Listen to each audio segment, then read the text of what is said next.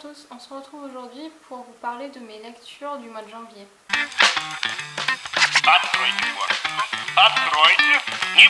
Donc je vous avais déjà un petit peu prévenu la dernière fois, mais au mois de janvier j'ai eu un changement de planning au travail, du coup ça a un tout petit peu perturbé mon rythme de lecture. Donc pour le mois de janvier je n'ai que 11 lectures à vous montrer. Donc tout d'abord, au mois de décembre, je vais vous laisser avec une lecture en cours. Je lisais Le Grenier des Enfers de Preston and Child, qui est le deuxième tome des enquêtes de l'inspecteur Pendergast. Donc en fait, ce tome 2, c'est la suite logique du premier tome, c'est-à-dire que, en plus d'avoir le même inspecteur et à peu près les mêmes personnages, on a la continuité de l'intrigue du premier tome en fait. Donc j'ai bien aimé, mais je trouve que en fait ça sent un peu le réchauffer, c'est-à-dire que on joue un peu trop sur l'intrigue du premier tome justement. C'est un bon deuxième tome, mais j'aurais préféré qu'on parte sur une autre intrigue complètement différente parce que finalement voilà, ça valait pas un deuxième tome sur la même intrigue. Du coup maintenant on passe au livre à retenir. Donc ce mois-ci j'en ai 3 à vous montrer. Tout d'abord Un hiver en enfer de Jo Whittek, qui est un thriller jeunesse. Je vous en parlais dans ma pile à lire d'hiver, qui me tentait beaucoup. Alors c'est un thriller psychologique. Jeunesse, moi je le classerais pas en jeunesse. Je trouve que même adulte, on arrive à se prendre dans l'intrigue et il n'y a pas de temps mort, il n'y a pas de facilité parce que le personnage principal, même si c'est un ado, il vit des choses un peu compliquées, il est mal dans sa peau, mal dans sa tête, il a des tocs, etc. Sa mère est un peu bizarre aussi, il va perdre son père, enfin bon voilà, il va lui arriver des choses qui sont pas faciles à vivre. C'est un très bon thriller psychologique et je vous le conseille.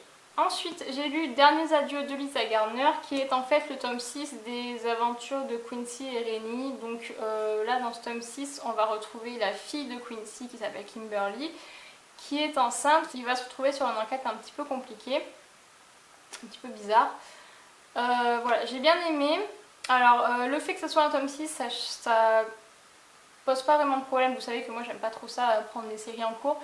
Là ça n'a pas posé de problème vu qu'en fait on part sur Kimberly, donc on a un petit peu des retours dans le passé, mais c'est pas trop redondant et surtout c'est expliqué, enfin on se rend pas compte que il y a certaines allusions au passé et aux enquêtes précédentes, mais c'est assez vite expliqué et assez bien expliqué surtout, pour pas qu'on se sente perdu, pour pas avoir l'impression qu'on a manqué, enfin on a forcément l'impression qu'on a manqué un truc, mais je veux dire c'est pas quelque chose qui va gâcher la lecture et gâcher l'intrigue principale. Pour ce qui est de l'intrigue principale, donc on va retrouver le Burgerman, qui est un psychopathe un petit peu particulier. Enfin ça touche deux thèmes, donc il y en a un que moi j'ai apprécié sans plus, disons que ça joue sur une phobie particulière que moi je n'ai pas, donc fatalement c'est pas le truc qui m'a fait frissonner. Et le deuxième thème sur lequel on va aborder, c'est le kidnapping d'enfants et la séquestration d'enfants, donc forcément quand même des enfants, moi j'adore. Et là c'est vraiment bien fait, c'est bien mené. Alors le retournement de situation à la fin, j'avais pas vu venir le truc. Et l'épilogue, pareil, il y a un petit twist qui fait que, ah oui quand même, donc voilà, j'ai beaucoup aimé. Et du coup, j'aimerais bien reprendre du début. Lisa Gardner, c'est le deuxième livre d'elle que je lis et ça fait 2 fois que j'aime beaucoup et l'intrigue et les personnages, donc voilà, je pense que je vais continuer sans la lancer. Et ensuite, je vous parle du tome 2 de la saga Prendre femme de Marie Neuser, qui est Prendre Gloria, donc que j'ai lu en partenariat avec le Club des ambassadeurs des éditions 12-21, donc en numérique. Donc j'ai pas lu le premier tome, Prendre Lily, même s'il est dans ma wishlist depuis un bon moment. J'ai beaucoup aimé. Alors clairement je pense que ça plaira pas à tout le monde parce que la mise en forme est très compliquée et pas facile à aborder quand on rentre comme ça dans le roman, et voilà, il faut un petit temps d'adaptation en fait, puisque on va mélanger les époques, mélanger les personnages, mélanger les styles de narration. On va suivre plein de personnages différents, mais en même temps tout va s'imbriquer. Donc en fait, si j'ai bien compris, ce tome 2 est une sorte de préquel à Prendre Lily. Donc moi, lire ce tome 2 sans avoir lu le tome 1, ça m'a pas dérangé. Après, certains disent que lire le tome 1 avant apporte vraiment quelque chose à ce tome 2 en plus, donc voilà, je sais pas. Et on passe maintenant au livre à oublier, et au mois de janvier, il y en a eu un peu trop à mon goût. Donc tout d'abord, je vous parle de Echo de Richard Matheson, donc, qui est l'auteur de Je suis une légende, que je n'ai pas lu. Et j'ai pas accroché. Disons que la lecture est fluide, il n'y a pas de problème du côté du style de l'auteur, mais c'est au niveau de l'intrigue... oups, pardon. C'est au niveau de l'intrigue que ça pêche, c'est-à-dire que dans la 4e de couverture, on nous promet un fantôme qui va vouloir se venger de sa mort. Et finalement, ce fantôme, il apparaît... Certes, il apparaît dès le début, mais on sait pourquoi dans le dernier quart du roman. Et donc clairement, sur un roman qui fait 250 pages, ça fait pas lourd. Donc voilà, pour moi, on a eu trop de blabla au début, et trop de longueur, et trop de dialogues qui finalement servent à rien. Voilà, ça m'a déçu.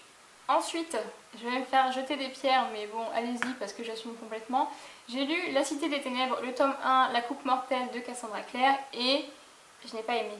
Mais genre, pas aimé du tout. Genre ça fait 570 pages et j'ai cru que j'arriverais jamais à le finir. Alors déjà c'est tombé dans la semaine où je travaillais de jour, donc déjà j'étais pas dans ma forme optimale on va dire, mais là c'était la fin du bout quoi. C'est tellement bateau, enfin les personnages sont caricaturaux, l'intrigue est basique, enfin je veux dire, voilà. C'est typiquement le genre de fiction où il y a une fille qui est tout à fait normale et qui découvre un jour qu'elle est pas totalement normale. Et au début elle va pas le croire, elle va pas vouloir, blablabla, blablabla. Forcément il y a un beau jeune homme qui va dire mais viens avec moi, je vais t'apprendre la vie. Et finalement elle va se dire ah ouais finalement c'est cool, voilà, ouais voilà. Mais c'est exactement ça, et c'est ce qui s'est passé, et le retournement de situation de la fin, je l'ai vu venir à 10 000 km, enfin, c'est-à-dire qu'il y a un panneau lumineux qui dit voilà ce qui va se passer à la fin quoi, et voilà. C'est exactement ce qui s'est passé à la fin, donc fatalement les 500 pages paraissent longues, et quand on sait ce qui va se passer, voilà, j'ai pas accroché. Déjà, c'est un style de lecture qui n'est pas forcément mon genre de prédilection, mais en plus quand c'est plat comme ça, et quand c'est tellement facile...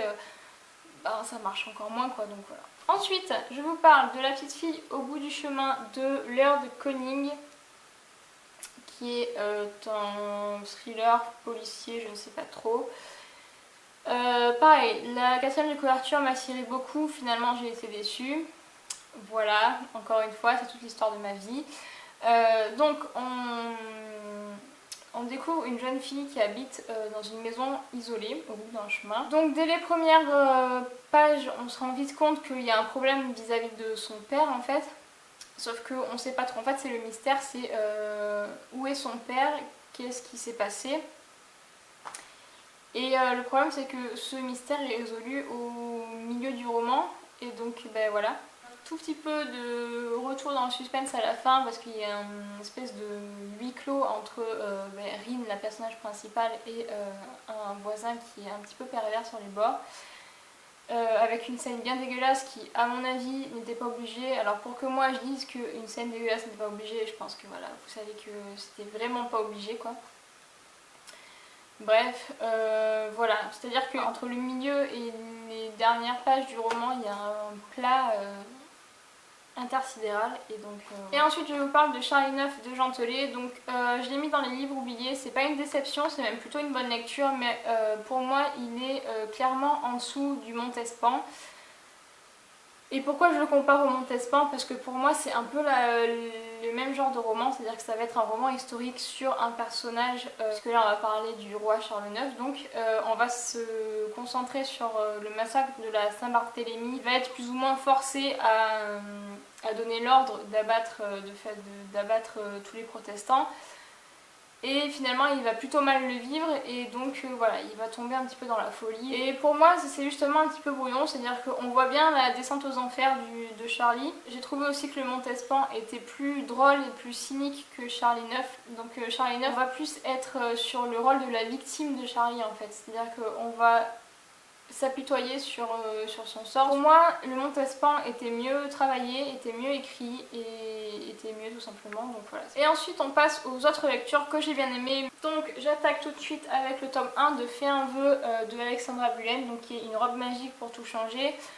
Alors c'est une très très bonne lecture, mais voilà, ça reste un roman fantastique jeunesse, une espèce de réécriture de conte puisque Olivia, le personnage principal, va pouvoir faire 3 vœux. L'auteur va aborder des thèmes un petit peu compliqués pour les adolescents, c'est-à-dire le deuil, tout ce qui est les relations d'amitié, d'amour, voilà, les pseudo-trahisons entre meilleures copines, tout ça. C'est bien traité, c'est pas... Olivia, le personnage principal, est pas niais et pas gnangnan. Elle prend vraiment ses 3 vœux à cœur et elle veut vraiment faire des vœux importants et qui servent vraiment à quelque chose, et ça c'est bien. Mais voilà, ça se lit vite, ça se lit bien, je vous le conseille. Ensuite, j'ai lu L'Oiseleur de Max Bento, enfin j'ai dit ensuite mais en fait c'est pas du tout dans l'ordre, mais bon c'est pas grave. J'ai lu L'Oiseleur de Max Bento, que j'ai beaucoup aimé, qui est sorti en poche au milieu du mois je crois, chez Folio. J'ai beaucoup aimé, mais en même temps il m'a manqué un petit truc. Disons que déjà j'ai eu l'impression d'arriver justement dans un tome 2 ou dans un tome 3, enfin d'avoir déjà manqué une partie de la vie du personnage principal qui s'appelle Niels, donc, qui est un inspecteur de police. Voilà, c'est une bonne intrigue, le psychopathe est assez intéressant, même si finalement j'ai l'impression que c'est pas fini, que c'est pas exploité jusqu'au bout. Ensuite, j'ai lu World War Z de Max Brooks, donc oui, un roman de zombies, attention. Le janvier, c'était la fête à la maison.